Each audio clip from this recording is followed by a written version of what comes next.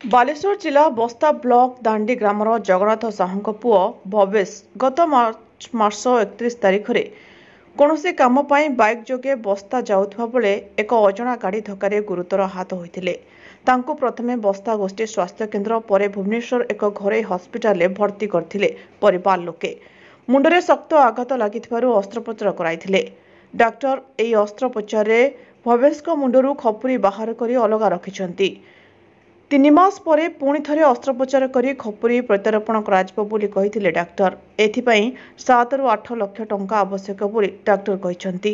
ମାତ୍ର ପାଖରେ ଅର୍ଥ ନଥିବାରୁ ଅସ୍ତ୍ରୋପଚାର କରାଯାଇପାରୁନାହିଁ। ପରିବାର ଲୋକେ ଡାକ୍ତରଙ୍କ କହିବା ଅନୁସାରେ 3 ମାସ ମଧ୍ୟରେ ଖପୁରି ପ୍ରତ୍ୟାରୋପଣ କରିବା କଥା, କିନ୍ତୁ ଅଧିକ ଦିନ ହେଲେ ନୂତନ ଖପୁରିର ଆବଶ୍ୟକ ପଡ଼ିପାରେ।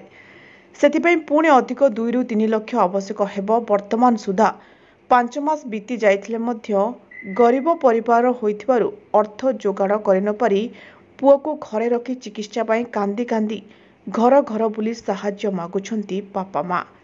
ଜଗନ୍ନାଥ ଜଣେ ଗରିବ ପରିବାରର। ଜମିବାଡ଼ି କହିଲେ ଘର ଡିହ ଖଣ୍ଡିକ ଛଡ଼ା ଆଉ ମାତ୍ର ଅଳ୍ପ କେଇ ଗୁଣ୍ଠ ଚାଷ ଜମି ଥିଲା। 2 ବର୍ଷ ତଳେ ଆଖିକୁ କମ୍ ଦେଖାଯିବାରୁ ଅସ୍ତ୍ରୋପଚାର କରିଥିଲେ ଜଗନ୍ନାଥ। ଏବେ ସେ ଠିକ୍ ଭାବରେ ଦେଖିପାରୁନାହାନ୍ତି। ଭବେଶ ଏକମାତ୍ର ରୋଜଗାରିଆ ପୁଅ ଥିଲା। ଗାଡ଼ି ଡ୍ରାଇଭିଂ କରି ପରିବାର ଚଳାଉଥିଲେ। ଦୁର୍ଘଟଣାର ଶିକାର ହେବା ପରେ ଘର ସମ୍ପୂର୍ଣ୍ଣ ଅଚଳ ହୋଇଯାଇଛି। ଦିନେ ଖାଇଲେ ଆଉ ଦିନେ ଉପାସରେ ରହିବାକୁ ପଡ଼ୁଛି ପରିବାର ଲୋକଙ୍କୁ। କବିତା ସାହୁ। ପୁଅର ଯେ ଦୁର୍ଘଟଣା ଘଟିଛି କେବେ ହେଲା, ଟିକେ କୁହନ୍ତୁ କେମିତି ହେଲା, କୁଆଡ଼େ ଯାଇଥିଲେ? ଏପ୍ରିଲ 1ରେ 31ରେ ଆକ୍ସିଡେଣ୍ଟ ହେଲା। ଏପ୍ରିଲ 1ରେ ହେଉଛି ଅପରେସନ୍। କ'ଣ ହେଇଥିଲା ପୁଅର? ମାନେ କୁଆଡ଼େ ଯାଇଥିଲେ, କୁଆଡ଼େ? ସେ ଡ୍ରାଇଭିଂ କରନ୍ତି ଗାଡ଼ିର। ଆସୁଥିଲେ, ସେ ବାଇକ୍ରେ ଆକ୍ସିଡେଣ୍ଟ ହେଇଛି। ତାପରେ କୋଉଠି ଦେଖେଇଲେ ତାକୁ ନେଇକି? ବସ୍ତା ନେଇଗଲେ। ବସ୍ତାରୁ ବାଲେଶ୍ୱରରୁ ଭୁବନେଶ୍ୱର ନେଇଗଲେ ସୋମ ହସ୍ପିଟାଲକୁ। ଅପରେସନ୍ ସରିଯାଇଛି। ତା ମଥାର 2 ସାଇଡ୍ରେ ଖପୁରି ଗାଡ଼ା ହେଇଛି। ତାକୁ ଲଗେଇ ପାରୁନି। କେତେ ଟଙ୍କା ଖର୍ଚ୍ଚ ଡାକ୍ତର କହୁଛନ୍ତି?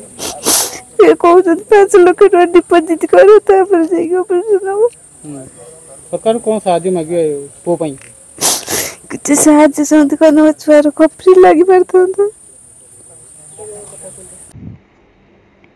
ଏପଟେ ପୁଅର ପ୍ରଥମ ଅସ୍ତ୍ରୋପଚାରରେ 7ରୁ 8 ଲକ୍ଷ ଟଙ୍କା ଖର୍ଚ୍ଚ ହୋଇଯାଇଛି। ସେଥିରେ ଯାହା ଅର୍ଥ ଥିଲା ଆଉ ଯାହା ଚାଷ ଜମି ଥିଲା ବିକ୍ରି କରିଦେଇଛନ୍ତି।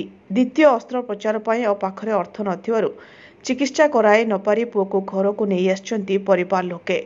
ଅସ୍ତ୍ରୋପଚାର ପାଇଁ ବିଳମ୍ବ ହେଉଥିବାରୁ ନୂତନ ଖପୁରି ପାଇଁ ଅଧିକ ଅର୍ଥର ଆବଶ୍ୟକ ପଡ଼ୁଥିବାରୁ ପୁଅକୁ ଭଲ କରିବା ପାଇଁ ସହାୟତା ପାଇଁ ନିବେଦନ କରିଛନ୍ତି ପରିବାର ଲୋକେ। ଯଦି ସରକାର କିମ୍ବା କୌଣସି ସହୃଦୟ ବ୍ୟକ୍ତି ବିଶେଷ ଭବେଶଙ୍କ ମସ୍ତିଷ୍କ ଅସ୍ତ୍ରୋପଚାର ପାଇଁ ଆର୍ଥିକ ସହାୟତା କରନ୍ତି, ତାହେଲେ ଭବେଶ ଭଲ ହୋଇପାରନ୍ତେ। ଯଦି ଆପଣମାନେ ସହାୟତା କରିବା ପାଇଁ ଚାହାନ୍ତି, ତାହେଲେ ଏହି ଠିକଣାରେ ସହାୟତା ରାଶି ପଠାଇ ପାରିବେ।